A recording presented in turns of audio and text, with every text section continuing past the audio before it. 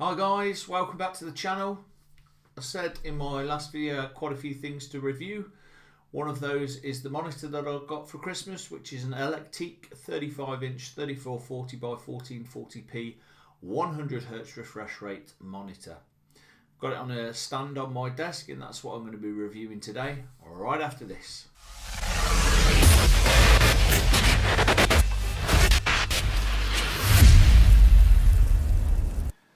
Okay guys, so this is the monitor. I can't rotate the phone because if I rotate the phone, the video is then, you're going to be looking at it sideways if you're watching it on a computer. So apologies that I'm sat quite far back. I'm going to have to go back a little bit further to try and get the whole thing in. There we go. That's the whole monitor in. So I'm using a program on macOS called Backgrounds, which is basically playing this undersea video on loop. I've got quite a powerful PC, so I don't feel that whatever I'm doing is going to be inhibited too much by this running in the background. I think it looks quite nice. So should we start with the positives of the monitor? It's 3440 by 1440 and it runs at 100 Hz. The picture's great. The monitor looks nice. There's nothing that makes you think, oh, this is a cheap monitor. Looks nice. And that's the other big plus point, is the price. So I paid £325 for this, which is less than half the price of the equivalent Acer, Samsung, LG, etc, etc. So that's the upshot of it. The other good thing with this monitor is it is a Samsung panel in this monitor. So although the monitor should be badged Electriq, it isn't. It isn't because I've taken the sticker off, but it's a Samsung, all intents and purposes, it's a Samsung panel in there. So, okay, it's not running Samsung software on the switchgear or anything like that, but it is a Samsung panel. And I have to say, I've been really pleased with the picture. I've watched a load of movies on there. I think this underwater video really showcases the clarity and the colours of the ultra-wide monitor. And it's just really nice, and they're the positives of it. So downsides of it, I have just put this onto a monitor arm, and the reason I've done that is for the same reason that I would think I would have to do this with probably most ultra-wide monitors, and that is the amount of space that the stand takes for such a large monitor. I work on this desk with a laptop as well, and I couldn't sit at the desk comfortably with the monitor on the stand because it was just pushed too far forward by the stand. So I've gone for a monitor mount. It cost me 23 quid, so don't really mind paying that, and it's given me a huge amount of space back on the desk. The downside was it was a pig to fit, but that wasn't down to the monitor. That was down to the fact that my radiator is directly underneath where the arm needed to go, so it was a bit cramped to fit, but I got there in the end. But there is a downside with fitting a monitor arm to this monitor. That downside is it's the way that you have to take the arm and the base off the monitor, the one that it comes installed with. It's just not very intuitive and doesn't feel fantastic when you're doing it. So I also have a 24-inch monitor up there, which is made by Acer, and I've wall mounted that. When I came to wall mount that and came to take the monitor arm off so that I could wall mount it, you literally push down on the monitor arm and off it clipped. That was it, job done. Screw the VESA mount in, bolt it to the wall. Happy days. With this, you had to take the 4 screws out, which is where your VESA plate goes, and then pry the plastic cover off to unscrew the arm from inside the monitor to then put the cover back on to screw the VESA mount in. And it felt when you were doing it as if you were going to break something to take the arm off. So not very intuitive, not ideal, but it works. And the standard arm it comes with is really good. And I think if you were just gaming on it and maybe had a deeper desk than this, you'd maybe have enough room.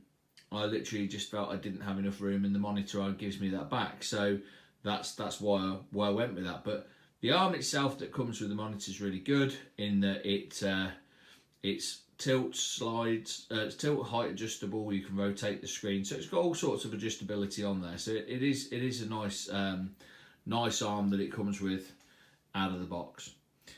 So yeah, that was the one negative of fitting the arm, was it was just not very intuitive to do, and just felt that you were kind of pulling it apart to fit it. But that's by the by.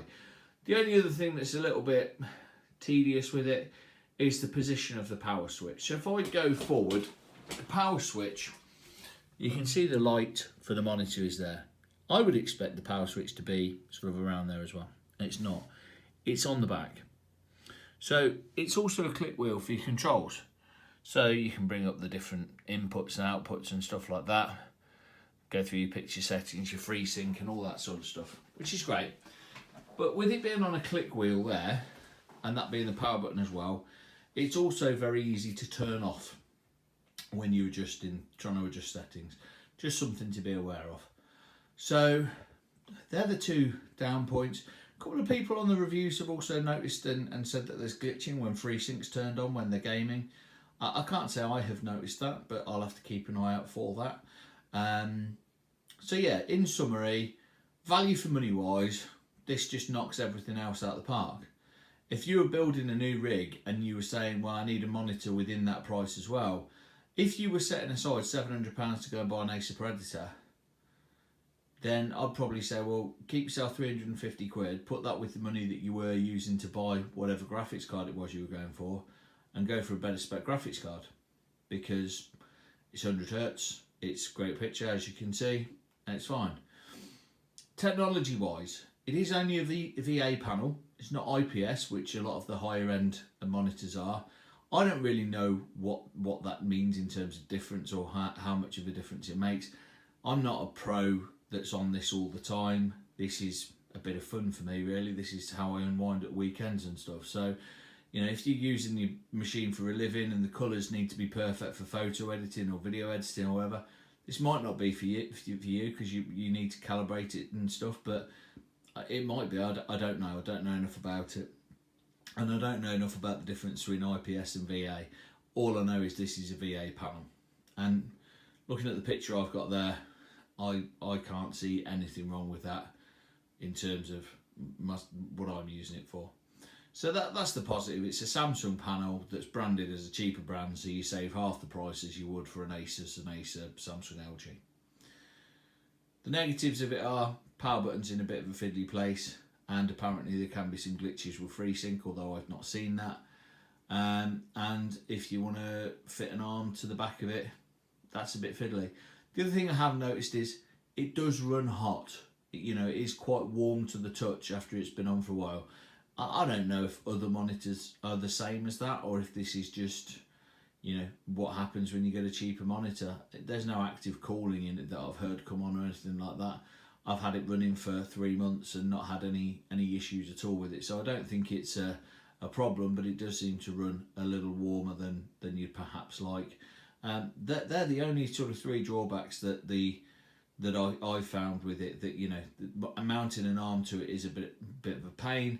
The power button location, and that it runs a bit warm. But other than that, it's a great bit of kit.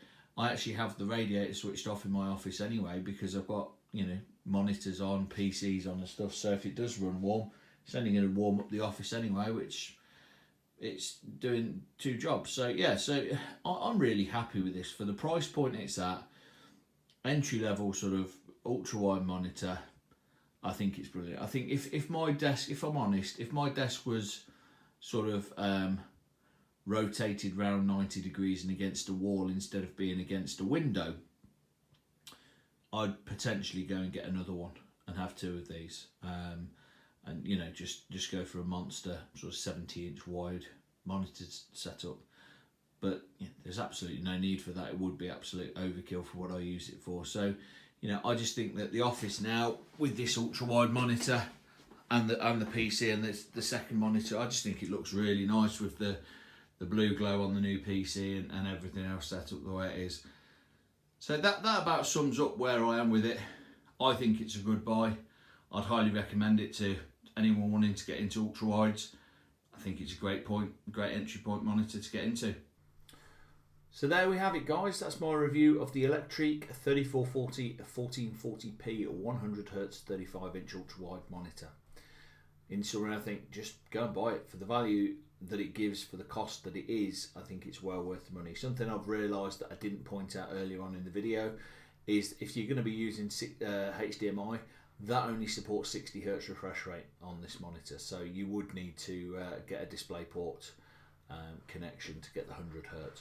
Most newer PCs and most PCs with graphics cards and stuff do have DisplayPort, so you can use that. It does come with a cable in the box to use with DisplayPort, but some people have reported problems with that, so I'd recommend perhaps getting a better quality of cable, which is what I did.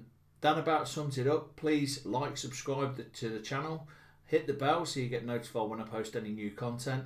I'll have more reviews coming soon on headphones, PC components, and even that hairdryer. Thanks for your time today, guys, and I'll speak to you all soon.